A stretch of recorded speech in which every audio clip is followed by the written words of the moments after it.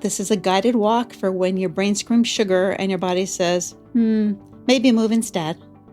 I like to move it. You can do this walk outside or inside on a walking pad or treadmill, or even just march in place. Start out at an easy warm-up pace. Okay, so I wrote you a poem, and it's not great, and it's not Dr. Seuss material, but it's the best I can do right now. So as we're walking, just hang in here with me. Sugar, sugar, I love you so. You make me feel all happy but slow. You're sweet, you're sneaky, you're always near. You whisper, come here, right into my ear. But when I'm tired and my focus is low, I should take a walk instead of that sugar show. A little movement, a little air, a quick walking break can get me there. Yay or boo, depending on how you felt about it. So I'm tired, my brain is foggy, and then there's a choice, right? It's sugar, sweet sugar, or a walk. 2 different types of snacks, really. One feels good for like 5 minutes, and then you want a nap. And the other requires shoes, but has a longer payoff. So today we're going to choose those shoes, but no judgment, of course, from me as always, if you choose a little bit of both. Okay, before we pick up the pace, we're going to do a quick body scan. Check in with your feet. Let them roll naturally instead of clumping around. Keep your knees soft. Give your glutes a little squeeze. Wake them up from the sitting. Shoulders, drop them down away from your ears. And clench your jaw, relax your face. And if you're walking outside, there's a bell at the halfway point in case you want to turn around. And this is a Walking and Talking with Helen podcast. Since today's walk is to wake things up a little bit, to refresh ourselves, let's get the blood pumping. You're going to pick up the pace and follow the music. Find that beat. This is like those pneumatic tubes at the old bank drive-thrus, the ones that zipped your deposit to the teller. And in fact, I saw that CVS still has some, so that's kind of cool. So when we sit all day, the tube system gets stagnant.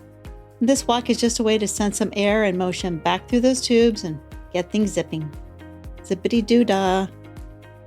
Sometimes when I start on a walk, I'm really stiff from all the sitting, and it feels like I don't even know how to walk sometimes. Like the 5-week-old kitten that my aunt and uncle just found. They just rescued this baby. Oh my gosh, she's so tiny.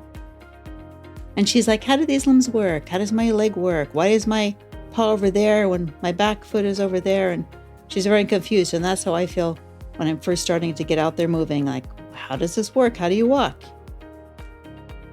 But then everything loosens up after a few minutes. Gonna get those old tubes working again.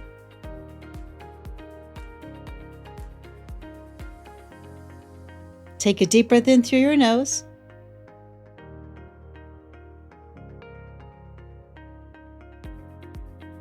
And exhale through your mouth.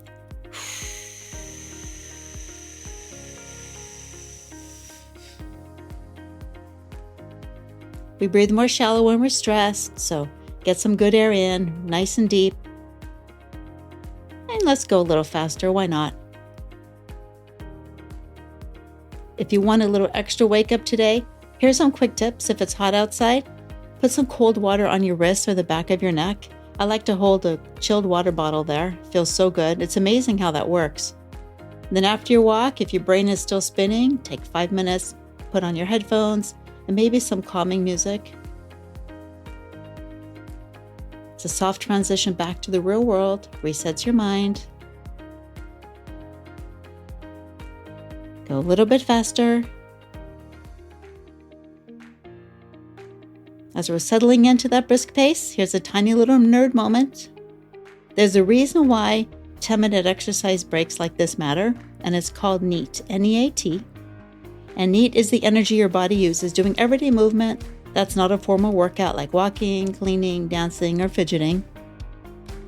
And those little pockets of movement during the day can do more for your overall health than the one long workout followed by hours and hours of sitting.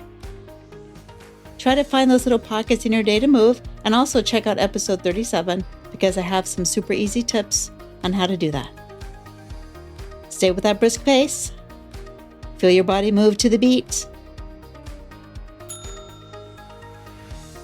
So I work at my desk, as you know already, for hours and hours sometimes, and I'm all hunched over. My shoulders creep up towards my ears. My back is curved like a question mark. And then one time years ago, I remember I stood up from my desk and I was shuffling out of my home office, bent over, stiff, creaking. I was barely moving right. And then my kids looked at me and I looked at them and I said, "I'm a fitness instructor." And we still laugh about that. I was a fitness instructor who could barely stand up straight after sitting too long.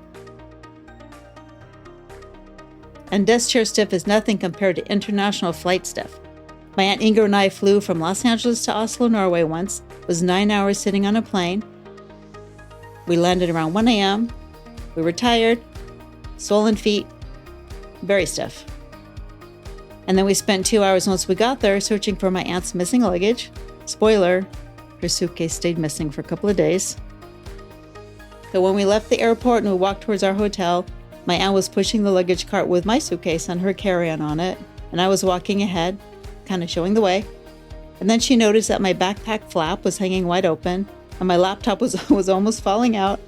And that's my entire business, pretty much, like in that laptop, right? It was ready to fall to its shattering death. And then I stopped so she could zip up my backpack. But then she accidentally let go of the luggage cart. So now the cart is rolling across the road with me trying to chase it and my aunt still hanging onto my backpack trying to zip it closed because, instinct.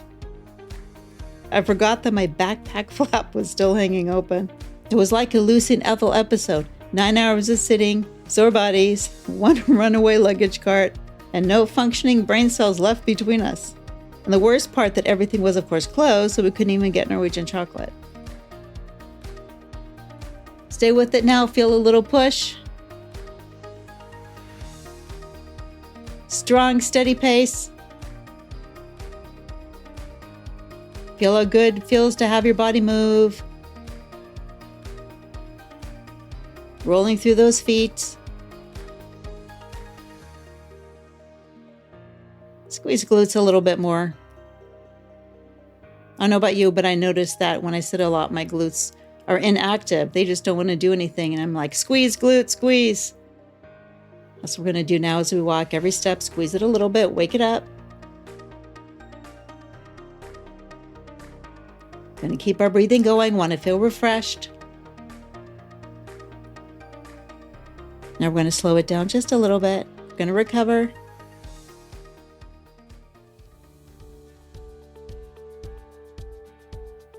Now put your shoulders up all the way to your ears. Really hold it tight for 5 seconds.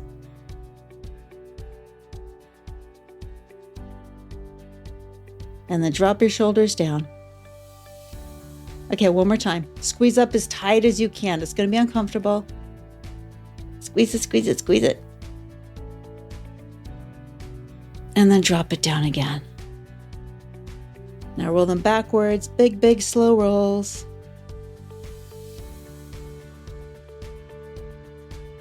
And then roll them forward, big rolls. Get all that tension out. Slow it down a little bit more. Take another deep breath in through your nose. And exhale through your mouth.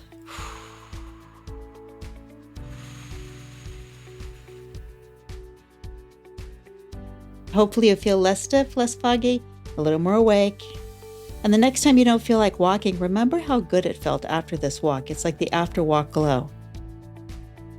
Even 10 minutes is enough to change your mood and wake up your brain a little.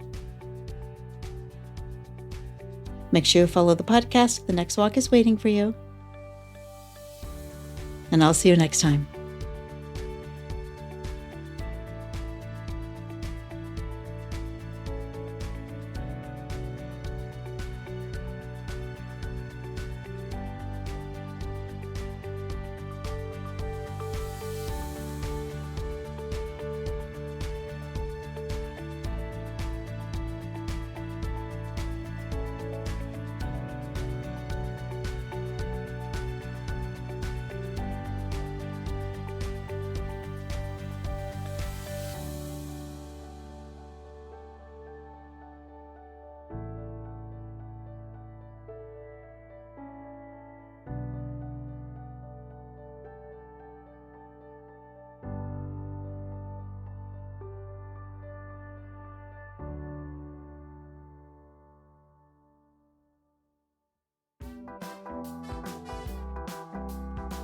We're walking and talking.